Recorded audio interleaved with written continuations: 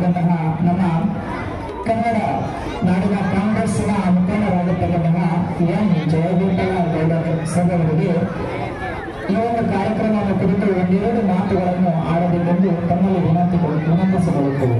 ದಯವಿಟ್ಟು ಈ ಕಾರ್ಯಕ್ರಮದ ಬಗ್ಗೆ ಒಂದೆರಡು ಮಾತುಗಳನ್ನು ಸರ್. 69ನೇ ಕನ್ನಡ ರಾಜ್ಯೋತ್ಸವದ ಶುಭಾಶಯಗಳು. ಬಹಳ ಸಂತೋಷ. ಪ್ರಾವಿಡೆನ್ಸ್ ಇಂಟರ್ನ್ಯಾಷನಲ್ ಶಾಲೆ ಇವತ್ತು ಕನ್ನಡ ರಾಜ್ಯೋತ್ಸವವನ್ನು ಆಚರಣೆ ಮಾಡಿದರೆ ಅರ್ಥಪೂರ್ಣವಾಗಿ ಭಾಳ ಸಂತೋಷ. ಏನು ಅಂತಂದರೆ ಕನ್ನಡ ರಾಜ್ಯೋತ್ಸವ ಆಚರಣೆ ಮಾಡೋದು ಭಾಳ ಖುಷಿ ಆಗ್ತದೆ.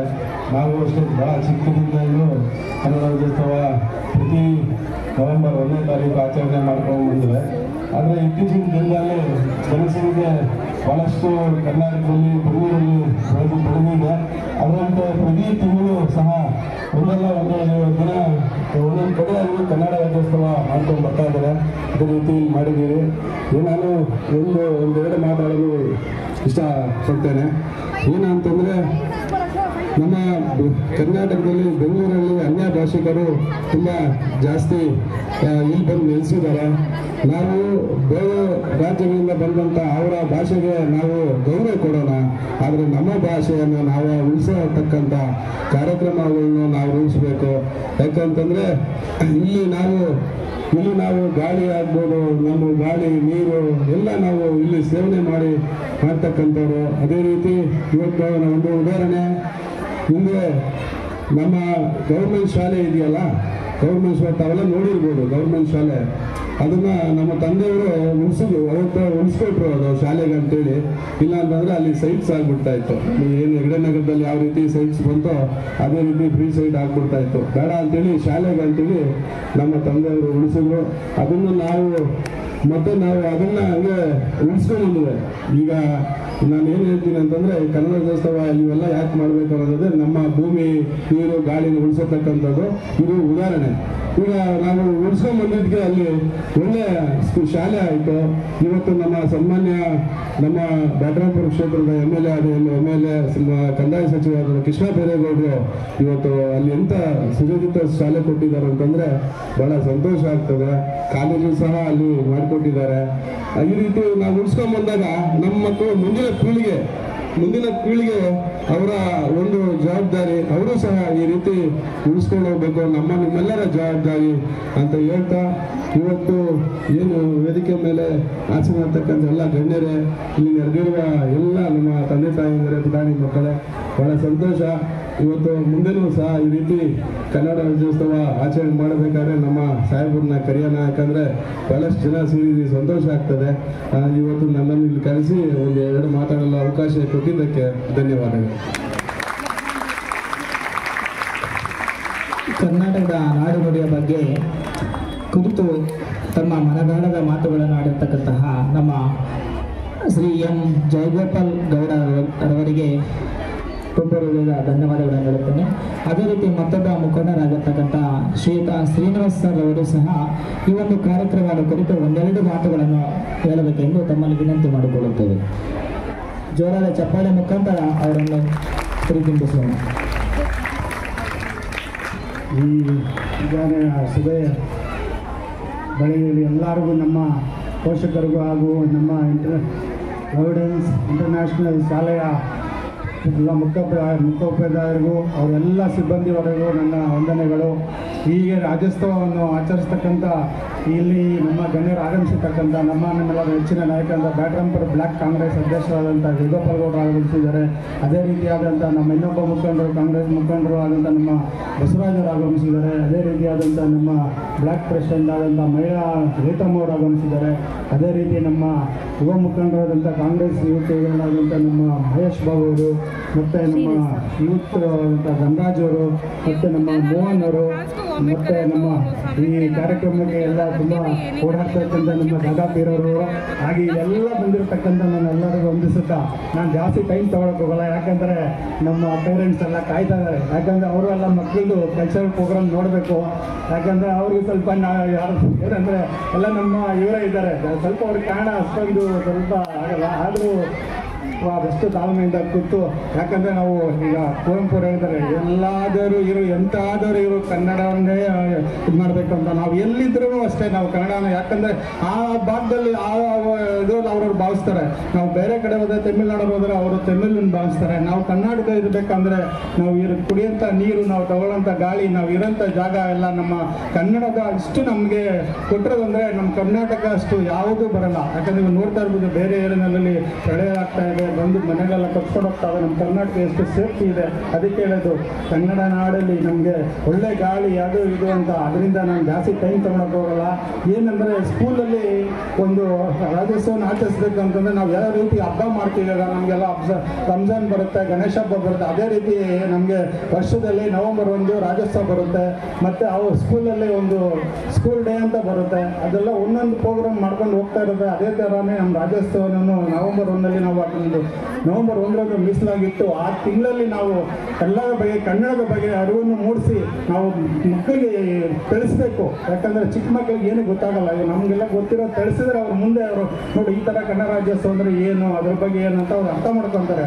ನಾವು ಏನು ಸ್ಕೂಲಲ್ಲಿ ಏನು ಮಾಡಿದ್ರೆ ಇದ್ರೆ ಅವ್ರಿಗೆ ಏನು ಅರ್ಥ ಆಗಲ್ಲ. ಇವತ್ತು ನೋಡು ರಾಜ್ಯೋತ್ಸವ ಪ್ರೋಗ್ರಾಮ್ ಅಂದರೆ ಎಲ್ಲ ಮಕ್ಕಳಿಗೆ ಒಂದು ಅರಿವಾಯಿತು, ಒಂದು ಸ್ಪೀಚ್ ಮಾಡೋದಿರ್ಬೋದು. ನಾಳೆ ದಿವಸ ಅವರು ಏನೇನೋ ಆಗ್ಬೋದು, ಅವರು ಇಂಜಿನಿಯರ್ ಆಗ್ಬೋದು, ಪೈಲಟ್ ಆಗ್ಬೋದು, ಡಾಕ್ಟರ್ ಆಗ್ಬೋದು, ಏನೇನೋ ಆಗ್ಬೋದು. ಆವಾಗ ಅವರು ಒಂದು ಲೈಫಲ್ಲಿ ನೋಡಪ್ಪ ಕನ್ನಡ ರಾಜ್ಯೋತ್ಸವ ಇವತ್ತು ನಾವು ಆಚರಿಸ್ಬೇಕಂತ ಅವ್ರ ಆಫೀಸಲ್ಲಿ ಒಂದು ಫೋಟೋ ಇಟ್ಟು ಒಂದು ಫ್ಲಾಗ್ ಹಾಸ್ಟ್ ಮಾಡಿ ಅವ್ರಿಗೊಂದು ಅರಿವನ್ನು ಮೂಡಿಸೋಂಥ ಕೆಲಸ ರಾಜ್ಯೋತ್ಸವದಲ್ಲಿ ಮಾಡ್ತಾರೆ.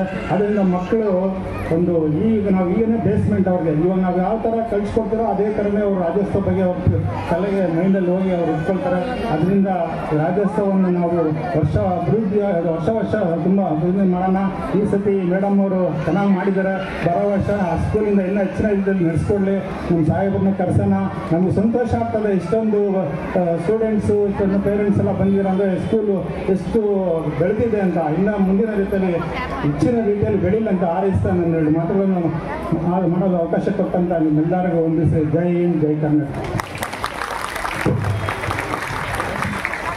ಕನ್ನಡ ನಾಡಿನ ಬಗ್ಗೆ ಸುದೀರ್ಘ ಮಾಹಿತಿಯನ್ನು ನೀಡಿ, ಎಲ್ಲಾದರೂ ಇರು ಎಂತಾದರೂ ಇರು ಎಂದೆಂದಿಗೂ ನೀ ಕನ್ನಡವಾಗಿರು ಎಂದು ಹೇಳುತ್ತಾ ತಮ್ಮ ಅತ್ಯದ್ಭುತವಾಗಿರ್ತಕ್ಕಂತಹ ಮಾಹಿತಿಯನ್ನು ನೀಡಿದ ಶ್ರೀನಿವಾಸ್ ಸರ್ ಅವರಿಗೆ ತುಂಬ ಹೃದಯದ ಧನ್ಯವಾದಗಳು.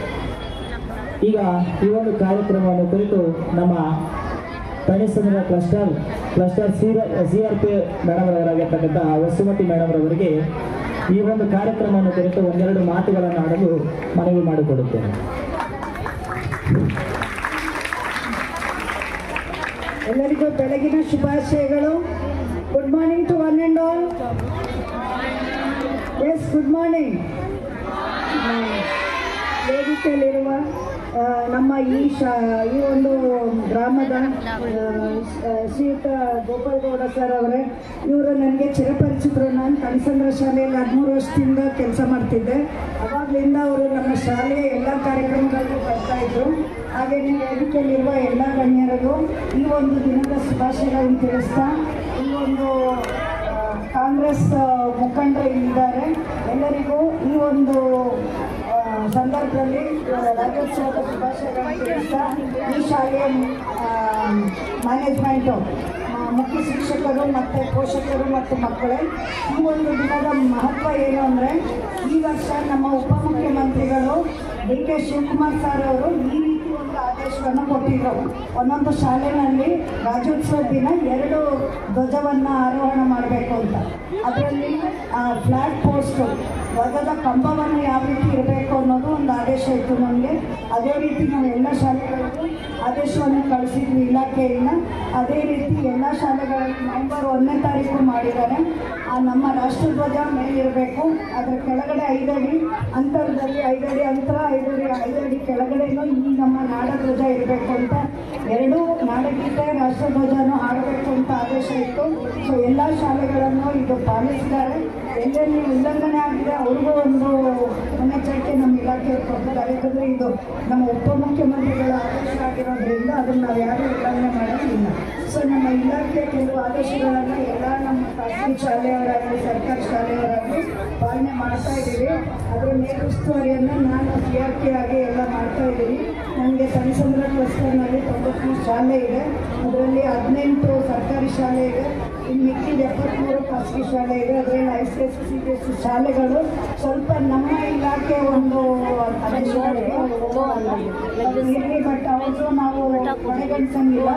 ಮತ್ತು ನಮ್ಮ ಮಕ್ಕಳಗೌಡ ಸರ್ ಹೇಳ್ದಂಗೆ ಅಲ್ಲಿ ಸರ್ಕಾರಿ ಶಾಲೆಗೆ ಅವ್ರು ಏನೋ ಸ್ಥಳ ಬಿಟ್ಕೊಟ್ರು ಅವರು ಪೂಜೆ ಅವ್ರ ತಂದೆಯವರು. ಈ ದಿನ ಅದೊಂದು ಹೈಟೆಕ್ ಶಾಲೆ ಆಗಿದೆ. ನಾನು ಆ ಶಾಲೆಗೆ ಬಂದಾಗ ಇಲ್ಲಿ ಊರೊಳಗಡೆ ಸ್ಕೂಲ್ ಮಾಡ್ತಾ ಇದ್ದೆ. ನಾನು ಈ ಊರೊಳಗಡೆ BBM ಪೇಪರ್ ಕಟ್ಟಡ ಇತ್ತಲ್ಲಿ.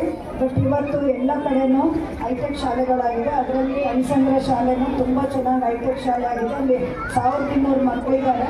ಮತ್ತು ಹೈಸ್ಕೂಲಲ್ಲೂ ಒಂದು 800 ಮಕ್ಕಳಿದ್ದಾರೆ. ಹೆಮ್ಮೆಯಿಂದ ಹೇಳ್ಕೋಬೇಕು ಅಂದರೆ ಅವರು ಒಂದು ಕೊಟ್ಟಂಥ ಸ್ಥಳದಲ್ಲಿ ಒಂದು ಒಳ್ಳೆಯ ಇದಾಗಿದೆ. ನಾನು ಇಲಾಖೆ ಪರವಾಗಿ ಕಾಲೇಜು ಬಂದಿದೆ, BBMP ಕಾಲೇಜು.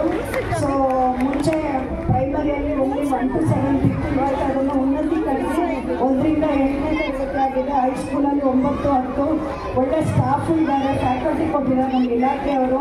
ದೊಡ್ಡ ಒಂದು ಗ್ರೌಂಡ್ ಇದೆ. ನಾವು ಏನೇ ಇಲ್ಲಿ ಇದು ಮಾಡಿದ್ರೆ ಸ್ಪೋರ್ಟ್ಸ್ ಡೇ ಆಗಲಿ, ಕ್ಲಸ್ಟರ್ ಮಟ್ಟದಲ್ಲಿ ಕ್ರೀಡಾಕೂಟಗಳು ಮತ್ತು ಪ್ರತಿಭಾ ಕಾರಂಜಿ ಅಂತಲೂ ಮಾಡ್ತೀವಿ. ಅದಕ್ಕೆ ಸರ್ನು ನಾವು ಅವನ್ನ ಆಹ್ವಾನಿಸ್ತೀವಿ ಆ ಕಾರ್ಯಕ್ರಮಕ್ಕೆ. ಅವರು ತಪ್ಪದೆ ಬರ್ತಾರೆ. ಸೊ ಎಲ್ಲ ಖಾಸಗಿ ಶಾಲೆಯವರು ಕೂಡ್ತೀವಿ. ಖಾಸಗಿ ಶಾಲೆ, ಸರ್ಕಾರಿ ಶಾಲೆಗಳನ್ನ ಸೇರಿಸ್ಕೊಂಡು ನಾವು ಕ್ಲಸ್ಟರ್ ಮಟ್ಟದ ಕಾರ್ಯಕ್ರಮಗಳನ್ನ ಹಮ್ಮಿಕೊಳ್ಳೋದಕ್ಕೆ ಅವರಿಗೆ, ತಂದೆಯವರಿಗೆ ಮತ್ತು ಜಯಗೋಪಾಲ್ ಗೌಡ ಸರ್ಗೆ ನಾವು ಚಿರಋಣಿಯಾಗಿದ್ದೀವಿ. ಸೊ ಈ ಸಂದರ್ಭದಲ್ಲಿ ನಾನು ನಮ್ಮ ಇಲಾಖೆ ಪರವಾಗಿ, ನಮ್ಮ ಕ್ಲಸ್ಟರ್ನ ಪರವಾಗಿ ಅವರಿಗೆ ಧನ್ಯವಾದಗಳನ್ನು ತಿಳಿಸ್ತೀನಿ. ಸೊ ಮತ್ತೊಮ್ಮೆ ಪೋಷಕರು ಬಂದು ಬೆಳಗ್ಗೆಯಿಂದ ಸಾವಧಾನವಾಗಿ ತಮ್ಮ ಮಕ್ಕಳೊಂದಿಗೆ ಕಾಯ್ತಾ ಇದ್ದೀರಾ. ನಾನು ಹೆಚ್ಚು ಸಮಯ ತಗೊಳ್ಳೋಕ್ಕೆ ಇಷ್ಟಪಡಲ್ಲ. ಎಲ್ಲ ಮಕ್ಕಳು ಬೆಳಗ್ಗೆಯಿಂದ ಬಣ್ಣ ಬಣ್ಣದ ನಿಮ್ಮ ಉಡುಪುಗಳಲ್ಲಿ ಇದ್ದೀರಾ. ಸೊ ಮತ್ತೊಮ್ಮೆ ರಾಜ್ಯೋತ್ಸವದ ಶುಭಾಶಯಗಳನ್ನು ತಿಳಿಸ್ತಾ, ನನಗೆ ಇವತ್ತು ಈ ವೇದಿಕೆ ಮೇಲೆ ಮಾತಾಡಲಿಕ್ಕೆ ಅವಕಾಶ ಮಾಡಿಕೊಟ್ಟಂಥ ನಮ್ಮ ಗೌರ್ಮೆಂಟ್ ಶಾಲೆಯ ಮ್ಯಾನೇಜ್ಮೆಂಟ್ಗೆ ಮತ್ತು ವೇದಿಕೆಯಲ್ಲಿರುವ ಎಲ್ಲ ಗಣ್ಯರಿಗೂ ವಂದಿಸುತ್ತಾ ನಾನು 2 ಮಾತುಗಳನ್ನ ಮುಗಿಸ್ತಾ ಇದ್ದೀನಿ. ಜೈ ಹಿಂದ್.